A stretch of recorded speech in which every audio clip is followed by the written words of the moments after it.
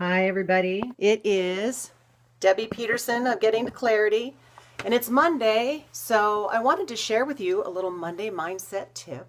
And today we're talking about, hey, Steve, we're talking about not caring what other people think. And the reason that I showed the duck at the beginning of this, hey, Captain Backfire, interesting. The reason I showed the duck at the beginning of this is because not caring what people think is a lot like water off a duck's back. So the 7 reasons why you shouldn't care what other people think. The first thing is it really provides you a certain amount of freedom. I mean, it's just so liberating to know that you're doing it. You're making a choice, you know why you're making the choice, and you're good with that. Everything that you need is internal, and you've made your decision, and there's a freedom. You don't have to care what anybody else thinks. Another thing that you need to keep in mind is that everybody, so this would be number 2, everybody creates their own reality inside their head. So what you see in the outside world is a result of what goes inside your head.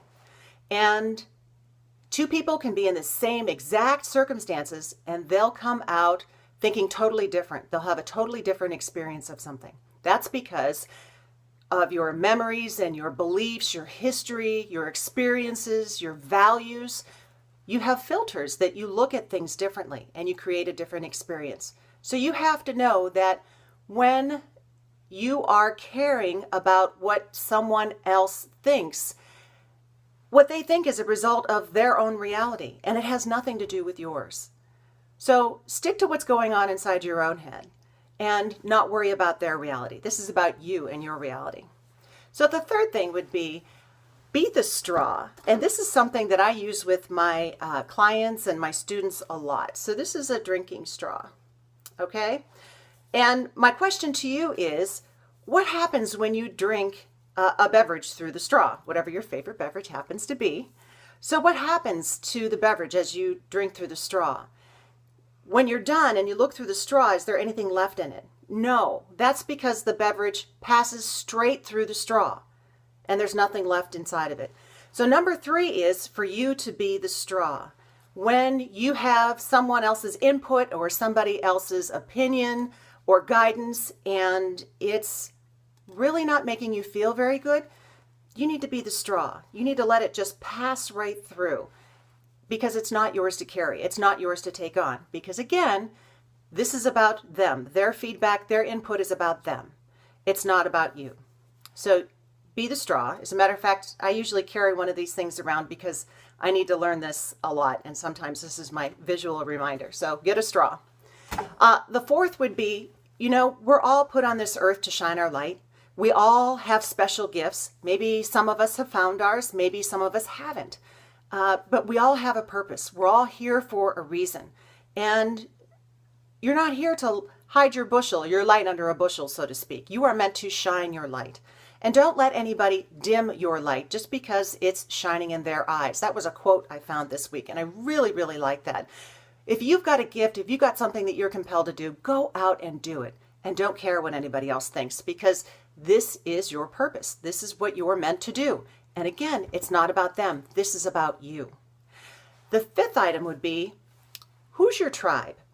You will have people that support you, that have your back, and I'm a big proponent of the tribe. If you have one, great. If you don't, build one. It's really important for people to have other people that support them, especially women. And sometimes, your tribe, they have your best interests in heart, and, they want to give you advice and they want to give you counsel. And these are the people that you depend upon to do that.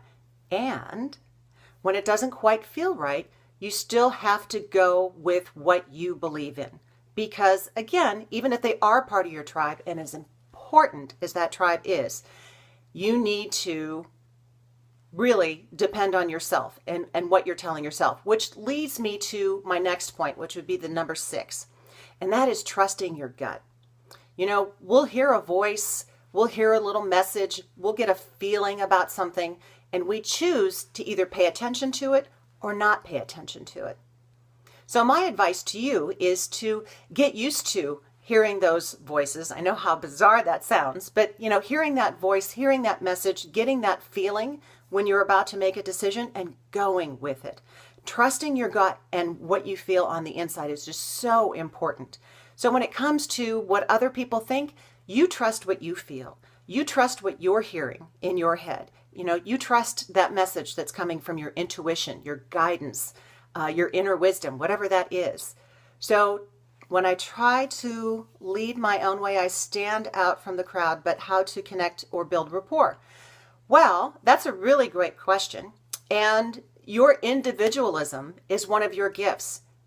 So the first part I would say is that you can connect with other people by sharing your gift, because when you have the courage to share your gift, you give other people the courage to share their gift. So that individualism doesn't have to be something that sets you apart. It can just be what's unique to you.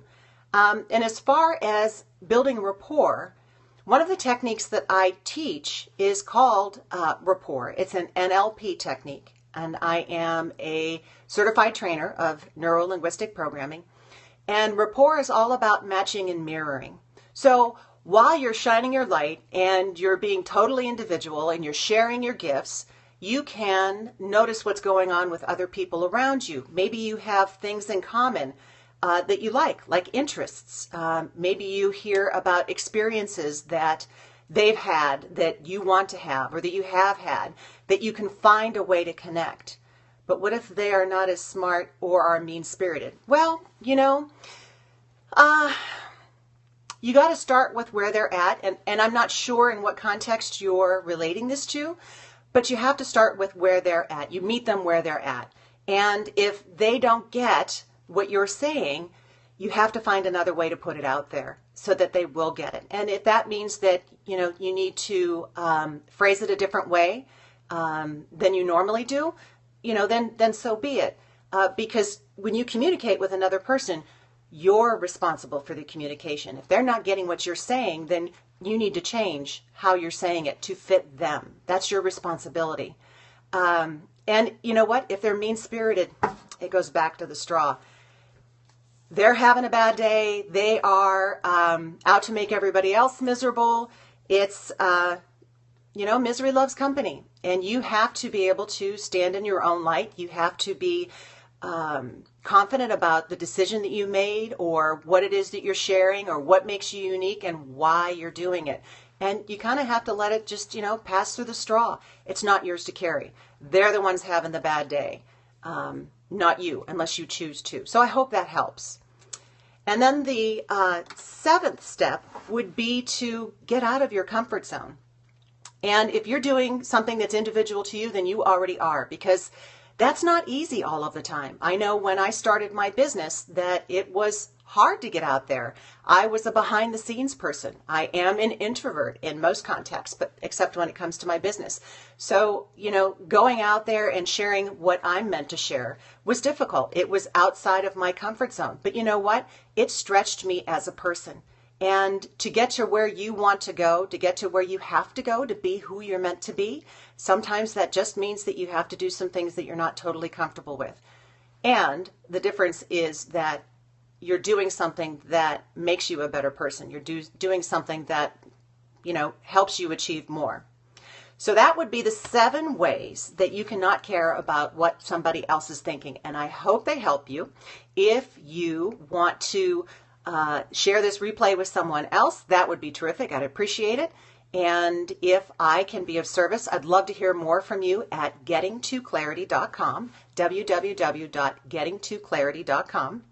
And I help serve the midlife woman in helping her to reach for and realize her potential in her next chapter. I've got a program starting on October 15th called the Your Next Chapter coaching program. It's a 10-week program, so if you have an interest, check it out on the website. Meanwhile, here's wishing you the clarity that you deserve. I hope you have a fabulous day. Take care.